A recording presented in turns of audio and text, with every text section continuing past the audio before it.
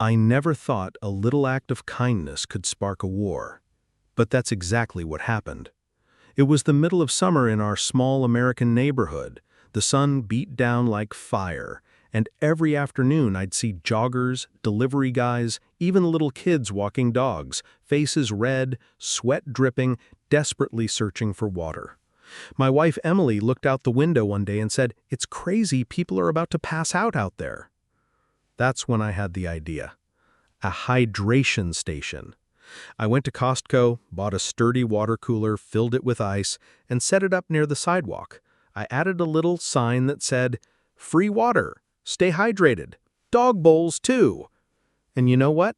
People loved it. Strangers smiled, neighbors waved, kids stopped with their dogs, and even the UPS driver told me, "Man, this is the nicest thing anyone's done around here." For the first time, I felt like we were bringing the community together. But not everyone was smiling. 2 days later, I came home from work and found a bright yellow envelope taped to my door. HOA violation notice. They fined me $650 for unauthorized structure on community property. I laughed at first, thinking it was some kind of mix-up. A water cooler? Seriously? But as I read the letter again, my stomach twisted. They weren't joking. I stormed inside, slammed the paper on the kitchen table, and told Emily. Her jaw dropped. "They're fining us for giving people water?" I couldn't believe it. I thought maybe if I explained, things would calm down. So the next evening, I went to the HOA office. That's where I met her. Karen Mitchell, the HOA president. Blonde bob haircut, expensive blouse, a clipboard in her hand like it was a sword. She looked me up and down and said in the most condescending voice, "Oh, you must be Mr. Richards. We need to talk about your cooler." I kept calm. "It's just water, Karen. People appreciate it. It's not hurting anyone." Her lips tightened into a smirk. "Rules are rules. You placed an unauthorized object on community property. Remove it, or the fines will keep coming." I asked, "So giving people water in 100-degree heat is a violation now?" She leaned forward, lowering her voice. "This isn't about water. This is about control. If you want to hand out water, do it in your backyard, but the cooler goes. End of story." That night, I sat at the table with Emily, staring at the fine. I could have paid it. I could have removed the cooler. But something inside me snapped. I'd served my country. I'd fought for freedom overseas. And now some HOA president named Karen was telling me I couldn't put a cooler out for thirsty neighbors? No, I wasn't backing down. So I put the cooler back out. Bigger this time. 2 of them, actually. And I added a couple of bright blue dog bowls. The next morning, people clapped when they saw it. Neighbors thanked me. One guy even handed me $20 and said, "Keep this going, man." But that same afternoon, another fine appeared. This one was worse, $1,300. And the letter said if I didn't comply, the HOA could put a lien on my house. That's when things started to spiral. By the end of the week, the fine stacked up to nearly $8,000. And Karen wasn't stopping. She started sending threatening letters, even claiming I was a public safety hazard. One night, around 10 p.m., I heard loud banging on my door. It was 2 sheriff's deputies. My heart dropped. Emily stood behind me, shaking.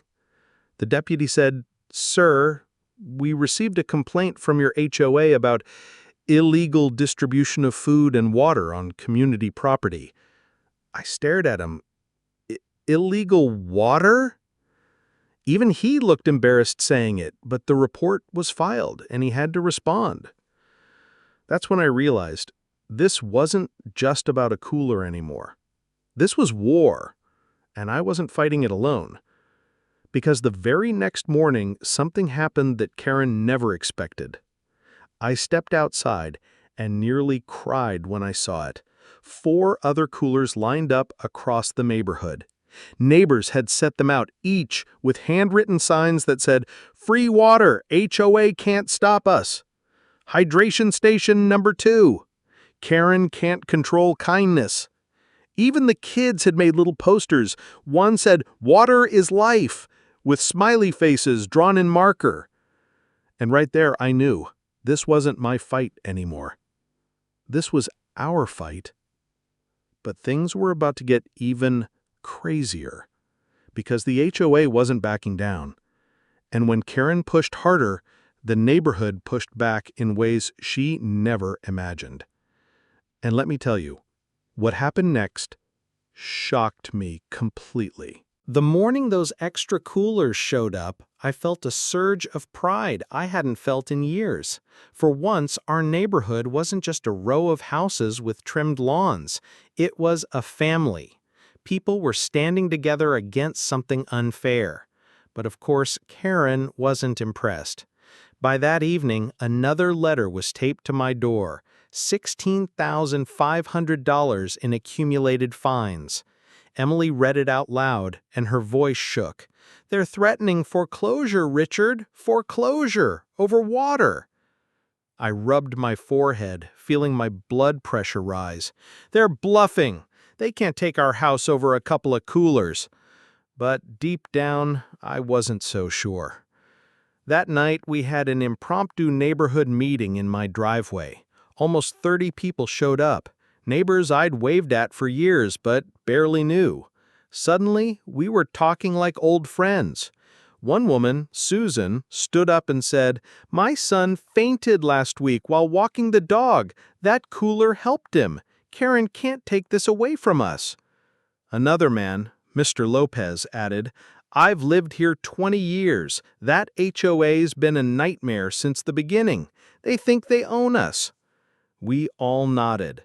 Someone suggested a petition. Another suggested going to the local news. But then Emily, my wife, the quietest person in the room, spoke up.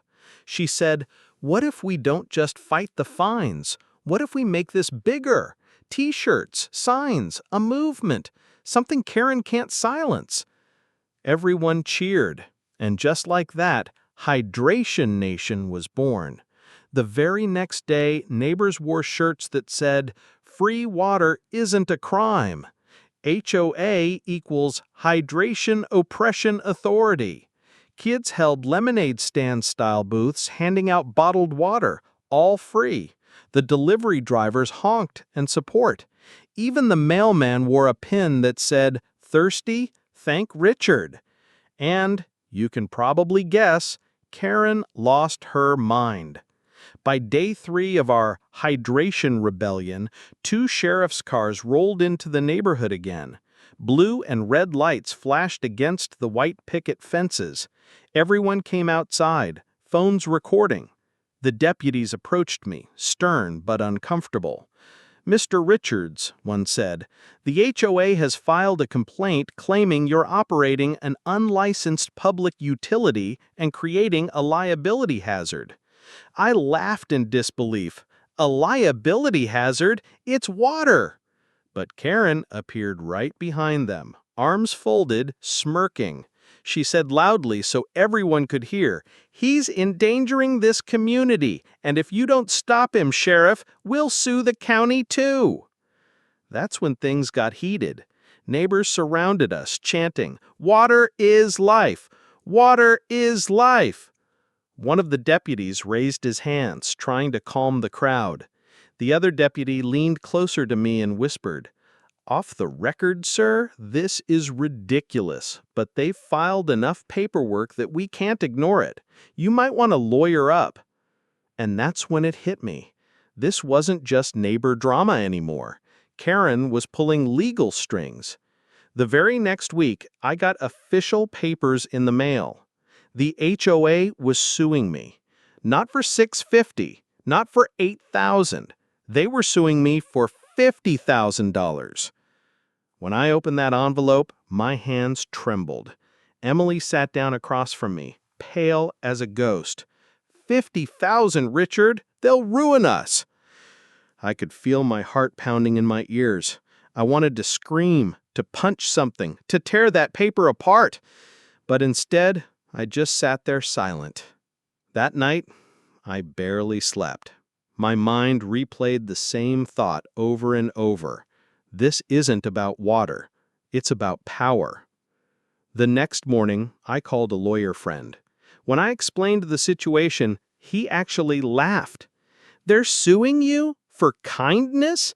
That's insane." But listen, HOAs have loopholes.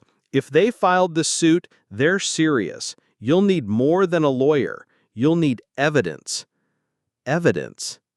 That stuck with me. So, I started digging.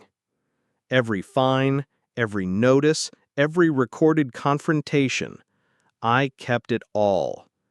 And then something shocking came out. Turns out, Karen wasn't just fining me. She was fining multiple families in the neighborhood for tiny, ridiculous things.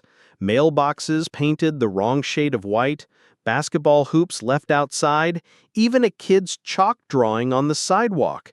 She was collecting tens of thousands in violations every year. And the money? Nobody knew where it was going. That's when Susan, the neighbor, dropped a bombshell. "My brother works for the county auditor's office. If we dig deep enough, we might find financial fraud." Fraud. The word sent chills down my spine. If this was true, Karen wasn't just a power-hungry HOA president, she might actually be breaking the law. So we gathered proof. Neighbors shared letters, receipts, even secret recordings of Karen threatening people at meetings. And the more we uncovered, the uglier it got. At one point, Emily looked at me and whispered, "Richard, this isn't just HOA drama anymore. This is criminal." And she was right. Because just 2 weeks later, while I was mowing my lawn, a black SUV pulled into the neighborhood. 2 men in suits stepped out, flashing badges. FBI. I froze, the mower still rumbling. Neighbors peeked through curtains as the agents walked straight to my porch. One of them said, "Mr. Richards, we'd like to talk about your HOA president."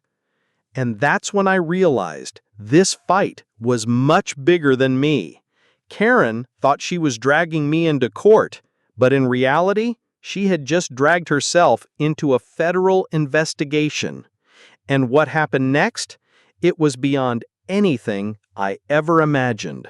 When those 2 FBI agents showed up on my porch, I thought my knees were going to give out. This wasn't some sheriff's deputy with a clipboard, it was the federal government. The taller agent, a man with sharp eyes and a voice like gravel, introduced himself. "Special Agent Monroe. This is Agent Davis. We're looking into some complaints regarding your HOA president, Karen Mitchell." Karen.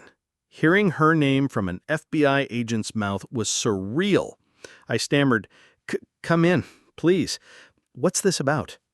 They stepped into my living room, their black shoes clicking against the hardwood floor. Emily poured them water.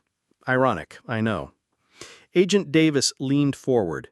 "Mr. Richards, over the last 6 months, there have been reports of misappropriated funds from your HOA. Thousands of dollars collected from fines, but with no clear record of where that money went. We've traced some unusual wire transfers." Emily's eyes widened. "So, you mean she's stealing?" Monroe gave a cautious nod. "We can't say that yet, but we suspect fraud. And your lawsuit may have opened the door for us to investigate deeper." I sat back in shock. My lawsuit?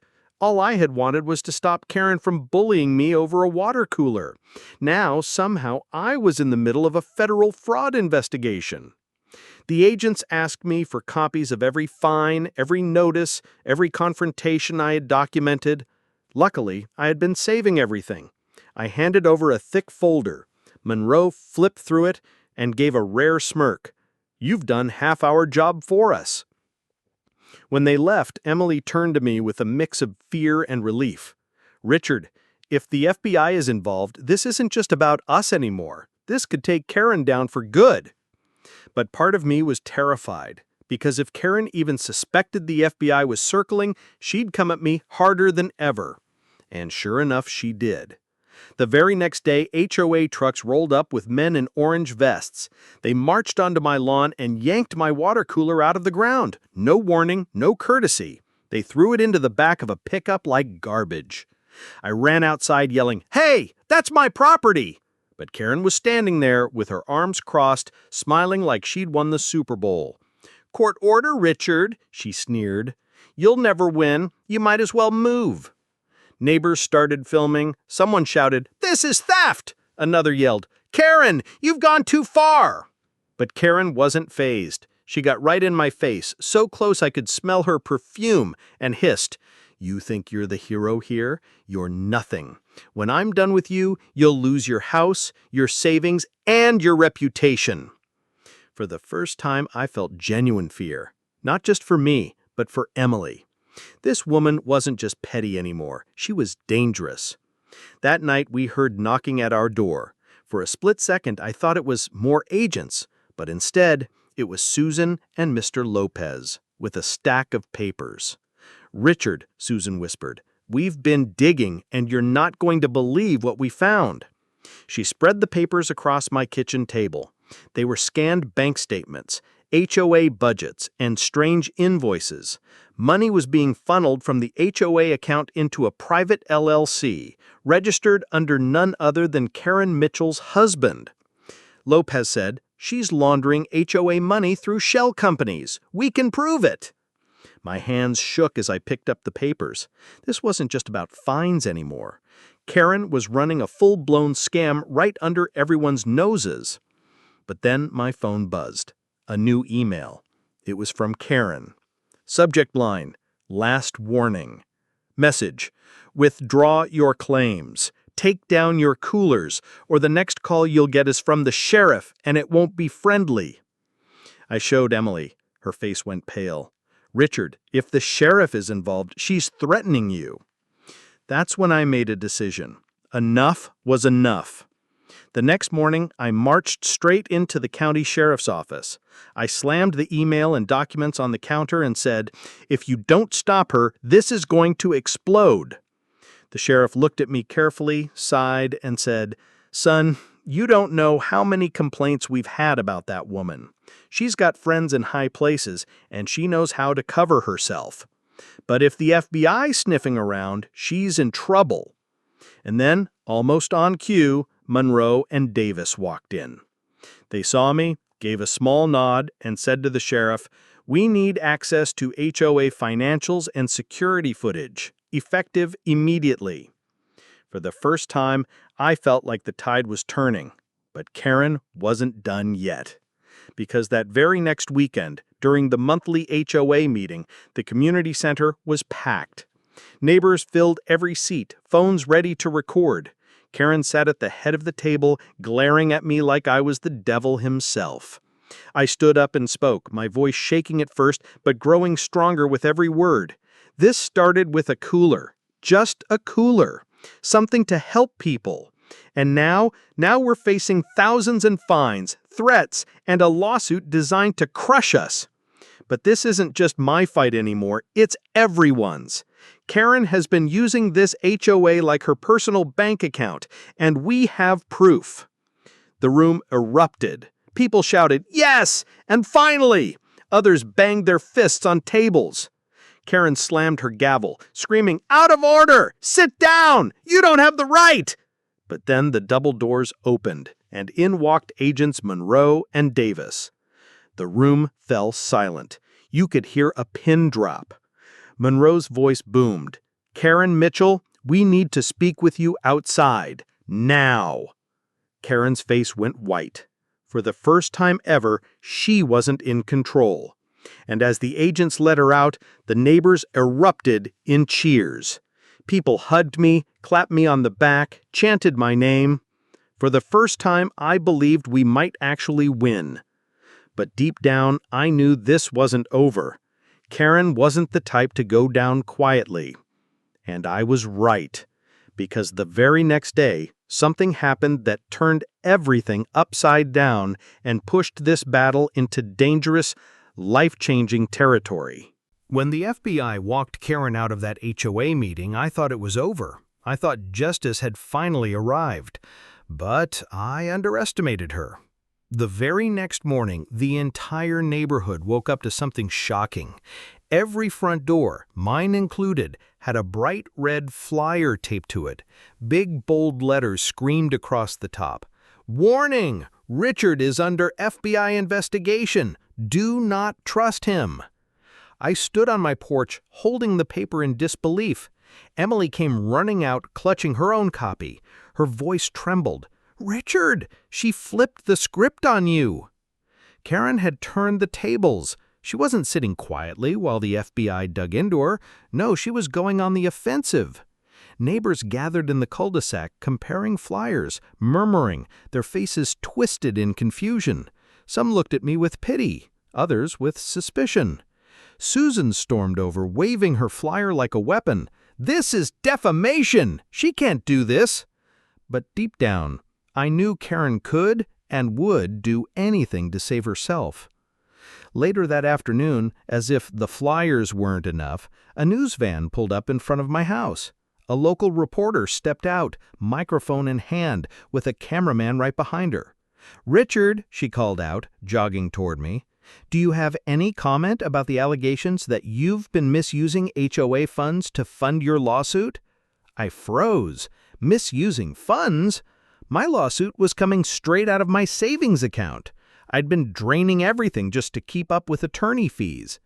Karen had fed them lies. Emily jumped in before I could even process it. "That's not true, and you know it. My husband is the one being harassed by this HOA. Why don't you investigate where Karen's money is coming from?" The reporter smirked like she'd struck gold, turned back to her cameraman, and said, "Well, it looks like tensions are boiling over in this neighborhood feud." That night, we sat in our living room watching the news replay clips of me looking stunned and Emily looking furious. Karen had officially taken the fight public, and it worked. The next HOA meeting was like a battlefield. Half the neighbors stood by me, furious about the lies, demanding transparency.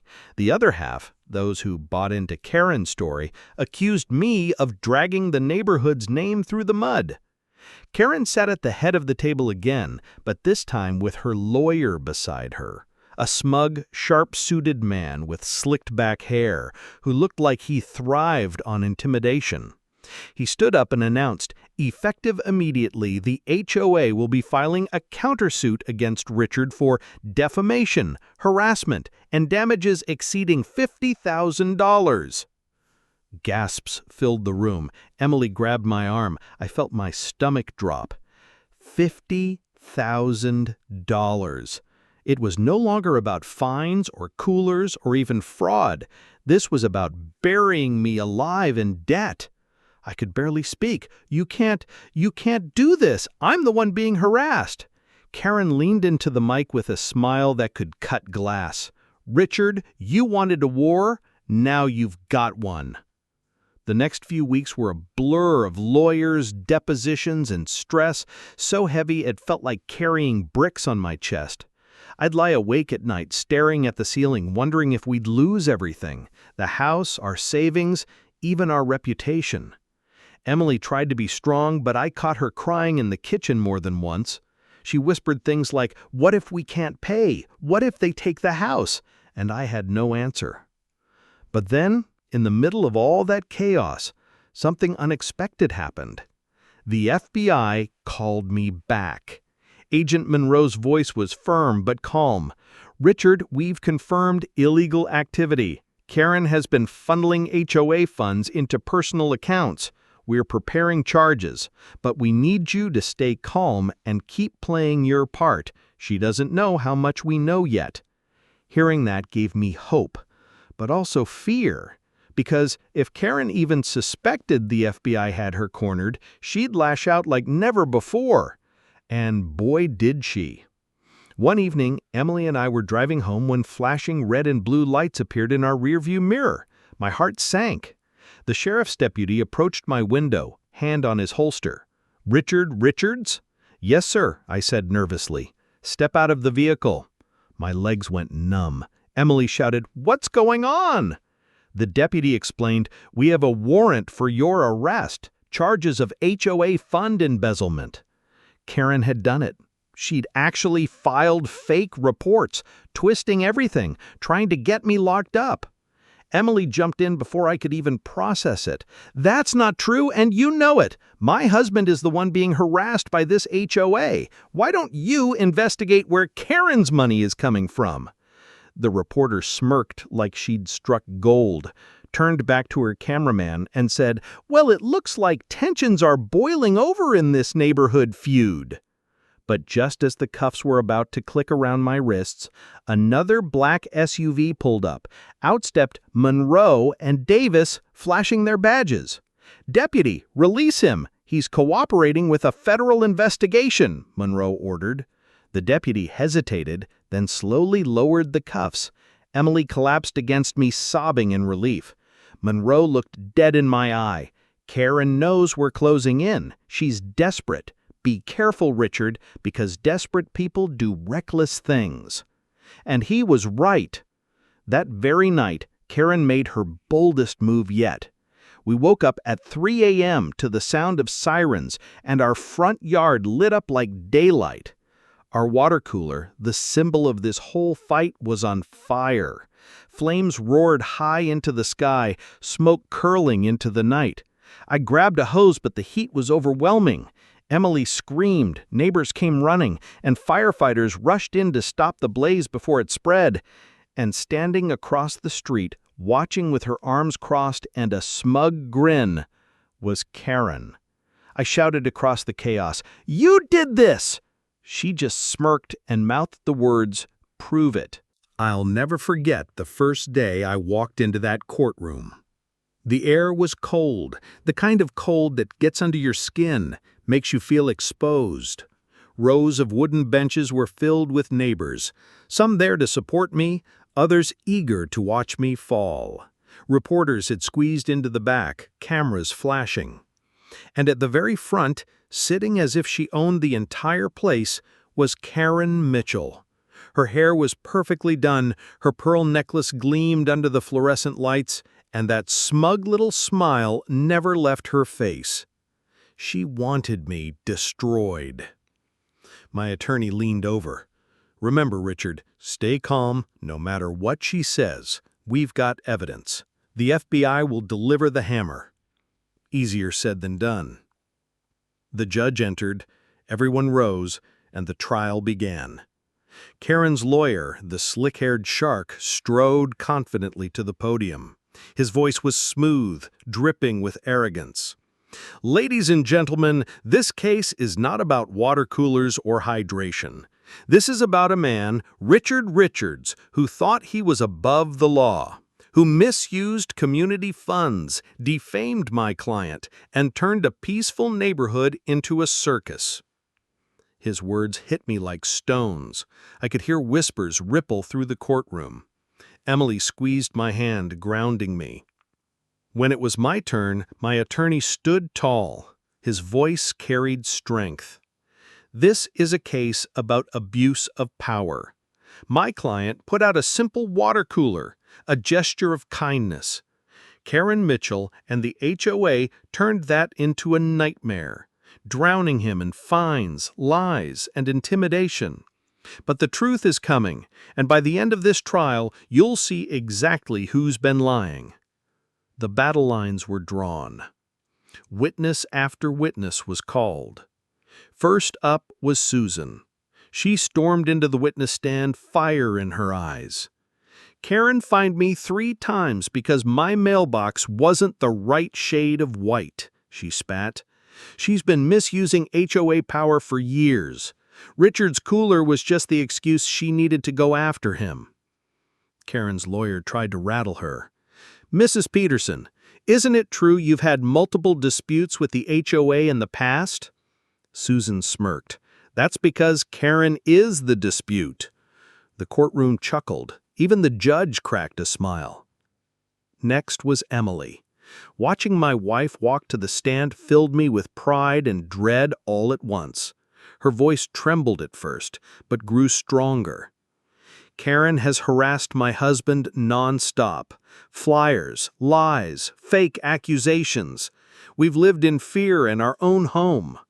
But Richard never gave up, not even when it would have been easier to quit, because he believes in this neighborhood and in doing what's right. Karen's lawyer sneered.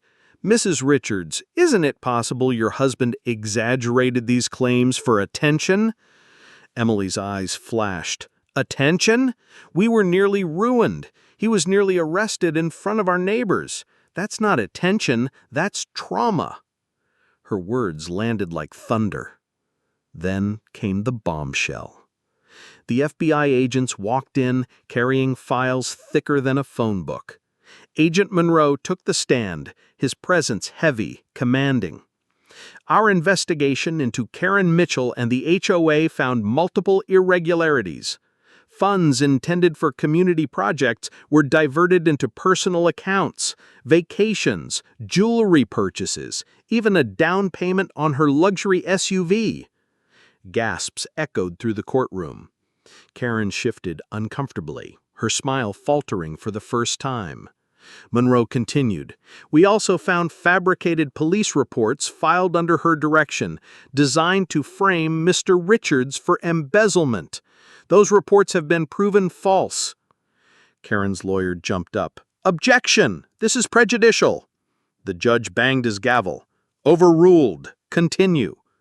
And just like that, the tide turned. Finally, it was Karen's turn. She walked to the stand like a queen going to her throne, adjusting her pearls, lifting her chin. Her voice was syrupy sweet at first. "I've only ever acted in the best interest of our community.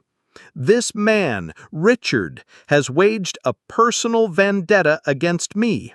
I'm the victim here." Her lawyer nodded proudly, but I could see her facade cracking. My attorney rose, pacing slowly. "Mrs. Mitchell, do you expect us to believe that a woman who bought a $4,000 necklace using HOA funds was acting in the community's best interest?" Karen blinked. "That's not true. We have receipts," he cut in, slapping papers onto the evidence table. Her eyes darted nervously.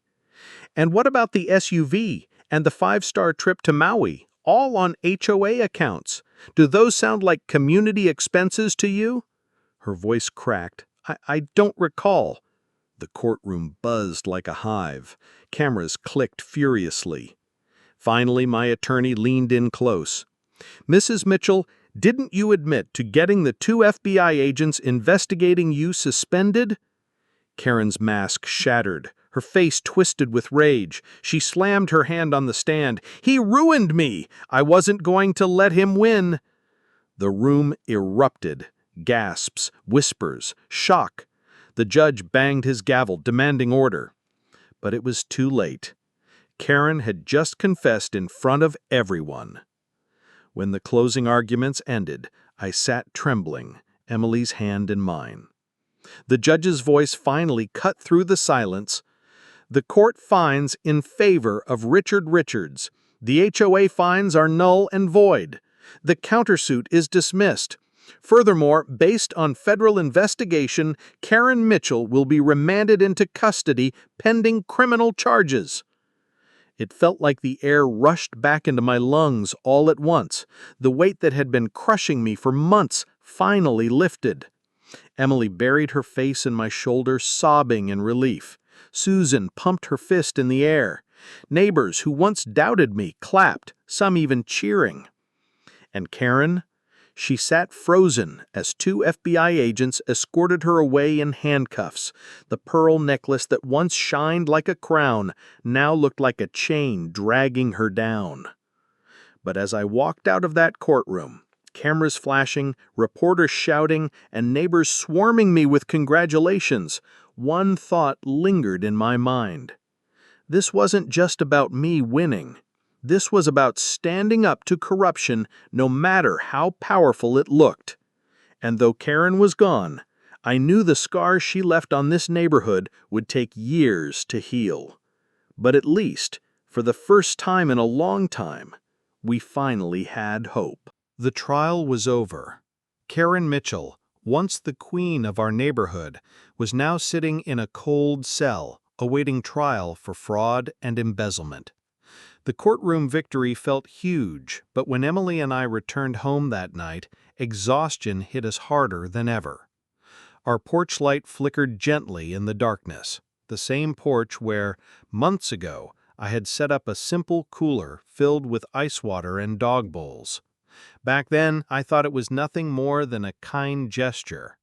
Now, looking at that spot, I realized it had been the spark that ignited a war. A war that nearly destroyed us. Emily leaned against me, whispering, "It's finally over, Richard." I nodded, but deep inside, I wasn't so sure. The following weeks were like waking up from a nightmare. The neighbors who once avoided me now came by with casseroles, hugs, and apologies. Kids who used to point at me with whispers of "criminal" now waved at me from their bikes. Even Susan, who was never shy about voicing her opinion, admitted, "You stood up when the rest of us were too scared. You didn't just beat Karen, you gave us our neighborhood back." We held a small community gathering, this time without fines or drama. I set up the same water cooler that had started it all, only now people celebrated around it. Someone even brought a homemade banner that read, "Free water, free people." It felt like victory, but a shadow still lingered. Late one evening, just as Emily and I were settling down with tea, there was a knock at the door. I opened it to find Agent Monroe, the same FBI agent who had testified against Karen. His expression was serious, and for a moment my stomach dropped. "Richard," he said, lowering his voice, "I wanted to update you personally. Karen Mitchell isn't done yet."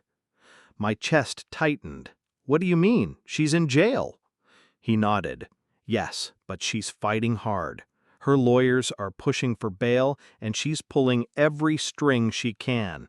We believe she still has allies in the HOA, people who may try to take her place or even continue her work quietly."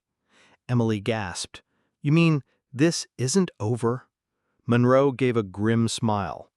"Let's just say corruption doesn't die with one person. You cut off the head of the snake, but sometimes snakes grow back." And with that he left, his warning echoing in my mind long after the door closed. Still, life moved forward. The HOA held a re-election. For the first time in years, neighbors felt they had a real choice. And to everyone's surprise, Susan threw her hat in the ring. She stood on a folding chair in the park, declaring, "No more fines for ridiculous things. No more fear. We're taking our community back." The crowd cheered, and though I didn't want to get tangled in HOA politics ever again, I supported her wholeheartedly. Susan won by a landslide. For the first time in years, the HOA felt like it belonged to the people. But here's the part no one tells you. Even when the villain is gone, the damage they leave behind doesn't vanish overnight. Emily still flinched every time we got official-looking mail, afraid it was another bogus fine. I'd wake up at 3 a.m., heart racing, convinced Karen had found some new way to come after us. And whenever I walked past the courthouse, I'd feel the ghost of her glare on me, smug, unrelenting. It was trauma, and trauma doesn't leave quickly. But every time I saw the cooler, every time I saw neighbors filling their cups or dogs lapping at the bowls, I reminded myself why we had fought in the first place. It wasn't about winning a lawsuit. It was about kindness. It was about community. It was about standing up to bullies. Months later, I was standing on my porch when Susan stopped by. She looked tired but determined, HOA binder under her arm. "It's harder than I thought," she admitted. "Cleaning up Karen's mess, rebuilding trust, it's not going to happen overnight." I smiled. "Nothing worth keeping ever does." She grinned. "But we'll get there, together." As she walked away, I realized that despite everything, the fear, the fines, the FBI, the trial, something good had come out of it all. We weren't just neighbors anymore. We were a community, a real one. Still, Karen's shadow wasn't gone completely. One night, while taking out the trash, I noticed something odd tucked under the windshield wiper of my truck. A folded note. My hands trembled as I opened it. In neat, sharp handwriting, it read, "This isn't over." No signature, no name, just those 3 words. I looked around into the darkness, my heart pounding. The street was empty, silent. But in that moment, I knew one thing for certain. Karen Mitchell, or someone loyal to her, was still out there. And maybe, just maybe, the war wasn't truly over.